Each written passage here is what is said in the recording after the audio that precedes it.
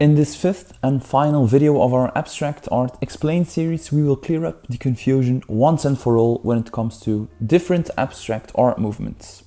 Abstract Expressionism, Post-Painterly Abstraction, Op Art, Hard Edge Painting, and so on. There are numerous abstract art movements throughout art history, so they can easily be somewhat overwhelming and confusing. When did they occur?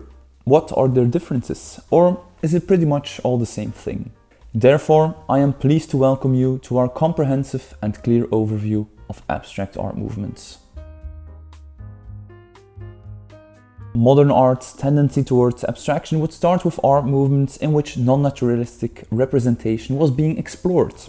This journey started approximately in 1860, before arriving at true abstraction around 1910-1915, encompassing Impressionism, Post-Impressionism, L'Enhabit, Fauvism.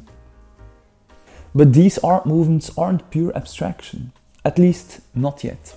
The first art movement including pure abstract art would be Suprematism. The movement from approximately 1910-1915 up to 1925 was marked by the use of geometric abstraction and the supremacy of pure ideas and forms above representational painting, or above reality, with spiritual advocations. But before Suprematism, we encounter different forms of pure abstraction with Hilma af Klint or Gustave Moreau. So feel free to discover the start of abstract art more in depth by watching the first video of our series, What is Abstract Art Next? Then there was Constructivism in Soviet Russia from approximately 1915 up to 1930, with the likes of Vladimir Tatlin, Alexander Rodchenko, or Elisitsky, aiming to reflect modern industrial society, using abstract and austere structures. In the Netherlands, Piet Mondriaan, but also Theo van Doesburg and Gerrit Rietveld founded the Stijl, also known as Neoplasticism.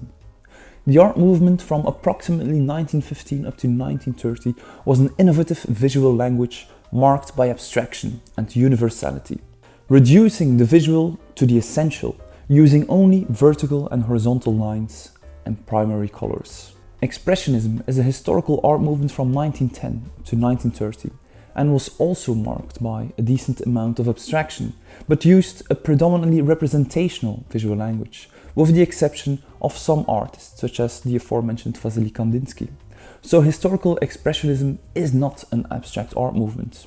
However, from the 1940s up to the 1960s, expressionism culminated in abstract expressionism, with the gestural of Jackson Pollock or Franz Klein, and large fields of color, with Mark Rothko or Barnett Newman, resulting in two different categories within abstract expressionism. During the 1950s and 1960s, minimal art emerged in the United States of America. The movement is marked by extreme abstraction, radical simplicity, and geometric shapes, and it will also introduce new industrial materials into painting and art in general. Although minimal art arguably focuses more on sculpture, think of Karl André, Sol LeWitt or Donald Judd, it was also strongly connected and influenced by abstract expressionism and later on with post-painterly abstraction and op art. Think of minimal abstract painters such as Jo Baar, Marie Kors, Agnes Martin or Carmen Herrera. During the 1960s and 1970s, conceptual art changed the art world radically and ingeniously. With conceptual art, the value of the artwork shifts from the object to the immaterial concept or the idea of the artwork. Even though conceptual art is primarily occupied with sculpture, installation, photography, video and performance, painting also played a role, including conceptual abstraction. Think of the works of Daniel Buren, Sol LeWitt, or even Marcel Broodhaars. Alongside minimal art and conceptual art, abstract painting continued to depart from abstract expressionism, resulting in post-painterly abstraction since the second half of the 1960s and throughout the 1970s. The term, courtesy of the famous art critic Clement Greenberg, was used to describe a group of painters who distanced themselves from abstract expressionism by the manner of hard-edge abstraction, or by using washes of color in open compositions. Think of Ellsworth Kelly, Frank Stella, Helen Frankenthaler or Kenneth Noland. Originating in South America, op art would also emerge during the 1960s and 1970s, closely connected to post-painterly abstraction and hard edge painting, examining the visual perception of the viewer and creating an illusion of depth on a two-dimensional surface. Think of the works of Victor Vasarely, Brigitte Riley, or François Morellet. During the 1980s and 1990s, Neo-Expressionism arises. However, even though there are Neo-Expressionist artworks that are pure abstraction, Neo-Expressionism was also connected with a revival of figuration in painting, and was visually connected to Willem de Kooning and the Cobra movement. As we arrive at the turn of the millennium and up to today, many abstract painters don't seem to fit into any of these categories or historical art movements. Think of the abstract body of works by Gerhard Richter. They are sometimes abstract expressionist, but sometimes also conceptual in their abstraction. One could continue to create new isms and art movements until it becomes pure idiocy. The main abstract art movements, meaning the historical art movements, founding a new style of painting and abstraction, are the ones we have discussed.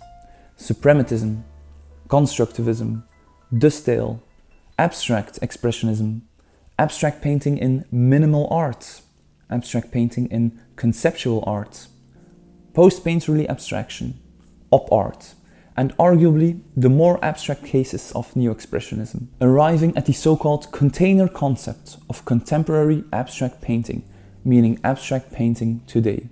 For further reading on abstract art, I have two great recommendations. The first being completely free and online, which is our overview article on Abstract Art Explained, presenting the ultimate frequently asked questions on abstract art. The second is my favorite publication and true reference literature when it comes to abstract art, published by Thames and Hudson in 2020, Pepe Carmel's Abstract Art, A Global History, a must-read for any abstract art enthusiast. You can find the link to both resources for further reading in the attachments below. Thank you for tuning in today. If you haven't seen the entire video series yet, feel free to watch our previous video, What Makes Abstract Art Good and Is It Easy, next. Support us on Patreon and please consider subscribing to stay posted for more contemporary art. Bye.